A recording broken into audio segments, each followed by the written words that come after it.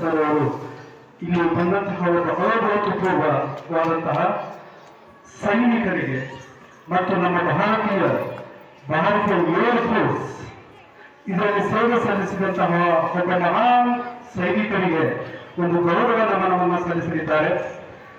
ಈಗ ದೇಶವೆಂಬ ಅರಿವಿನ ಮನೆಯನ್ನ ಕಾಪಾಡುವ ಶಕ್ತಿ ಮತ್ತು ಯುಕ್ತಿ ತುಂಬಿರುವ ಅರಸರೇ ಭಾರತೀಯ ಯೋಧರು.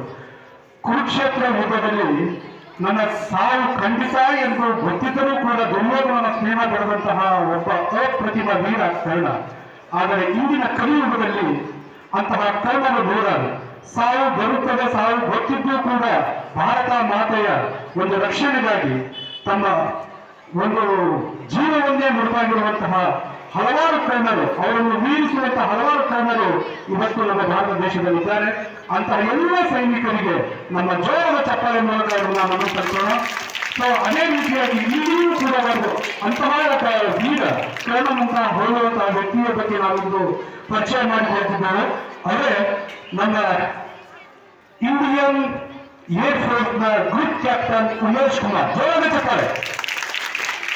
ಇಂಡಿಯನ್ ಏರ್ ಫೋರ್ಸ್ ಇವರು BMS ಕಾಲೇಜಲ್ಲಿ 1988 ಅಲ್ಲಿ ತಮ್ಮ BE ಕಂಪ್ಲೀಟ್ ಮಾಡ್ತಾರೆ.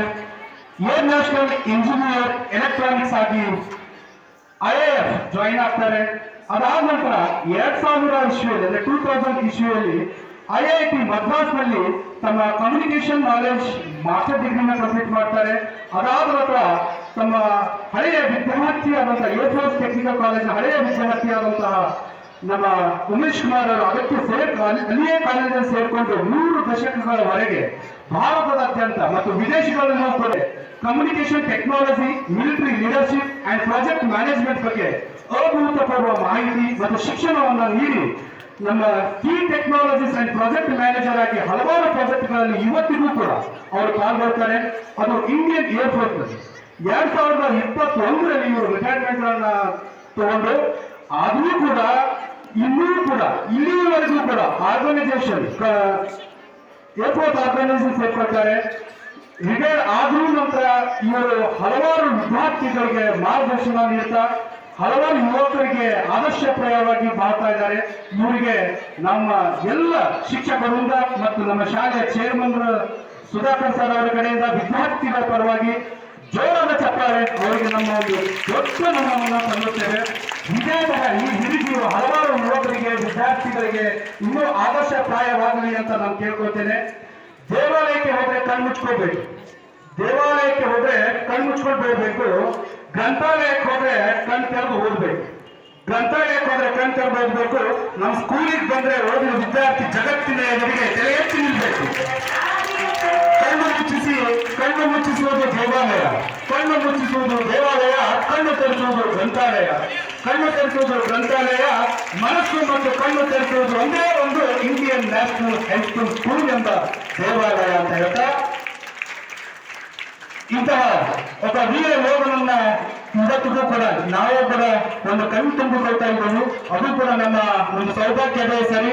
ಮತ್ತು ನಿಮ್ಮ ಈ ಇನ್ನೂ ಮಾರ್ಗದರ್ಶನ ಮತ್ತು ಒಂದು ಮಾಹಿತಿ ಮತ್ತು ಶಿಕ್ಷಣ ನಮಗೆ ನಮ್ಮ ವಿದ್ಯಾರ್ಥಿಗಳಿಗೆ ಅಭೂತಪೂರ್ವವಾಗಿ ಬೇಕಾಗಿದ್ದು, ನಿಮಗೆ ಇನ್ನೊಂದು ಸಲ ಮತ್ತೊಂದು ಸಲ ಮೊದಲೊಂದು ಸಲ ನಮನವನ್ನು ಸಲ್ಲಿಸ್ತಾ ನಿಮ್ಮೆಲ್ಲ ಆಶೀರ್ವಾದವನ್ನೆಲ್ಲ ವಿದ್ಯಾರ್ಥಿಗಳ ಮೇಲೆ ಇರಬೇಕು.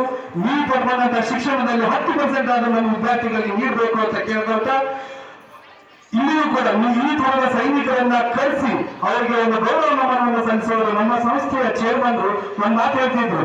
ನಮ್ಮ ಶಾಲೆಯ ವಿದ್ಯಾರ್ಥಿ ಕೆಂಪು ಲೈಟ್ ಇರುವಂತಹ ಕಾರ್ನಲ್ಲಿ ಹೋಗ್ಬೇಕು, ಆ ಕಾರಿನ ದೂರ ನನ್ನ ಹಣೆಗೆ ಪಡಿಬೇಕು, ಆವಾಗ ನಾನು ಈ ಶಾಲೆ ಕಟ್ಟಿರೋದಕ್ಕೂ ಮತ್ತು ಈ ಶಾಲೆ ನಿಲ್ತಾ ಇರೋದಕ್ಕೂ ಸಾರ್ಥಕ ಅಂತ. ಸೊ ಅದೇ ತರ ಇಲ್ಲಿ ನಮ್ಮ ಚೇರ್ಮನ್ ಆದರ್ಶಕವಾಗಿ ಮತ್ತು ಆಶಯ ಕೂಡ ಹಾಗೂ ಹಲವಾರು ವಿದ್ಯಾರ್ಥಿಗಳನ್ನು ಕಲಿತಾ ಇದ್ದೀರಿ.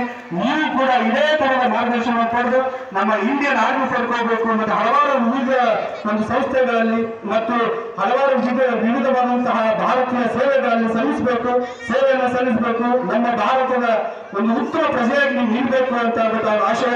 ಅವರಿಗೂ ಕೂಡ ಜೋರಾದ ಚಪ್ಪಾಳೆಯನ್ನು ತಂತ ಇವಾಗ ಸೈನಿಕರಿಗೆ ಗೌರವವನ್ನು ಸಲ್ಲಿಸ್ತಾ ನಮನವನ್ನು ಸಲ್ಲಿಸ್ತಾ, ಇವಾಗ ಅವರಾದ್ರೂ ಕೂಡ ನಮ್ಮ ಈ ಗ್ರೂಪ್ ಕ್ಯಾಪ್ಟನ್ ಅಂತ ಉಮೇಶ್ ಕುಮಾರ್ ಅವರು ಕೂಡ ಒಂದೆರಡು ಹಿತನುಡಿಗಳನ್ನ ನಮ್ಮ ವಿದ್ಯಾರ್ಥಿ ಸ್ತ್ರೀಯರಿಗೆ ಮತ್ತು ನಮ್ಮ ಎಲ್ಲ ಶಿಕ್ಷಕ ವೃಂದದವರಿಗೆ ನೀವು ಕೂಡ ಮಾಹಿತಿ ನೀಡಬೇಕು ಅಂತ ಕೇಳ್ಕೊತಾ ಒಂದೆರಡು ಮಾತುಗಳನ್ನು ನೀವು ಆಡಬೇಕು ಅಂತ ಸರ್.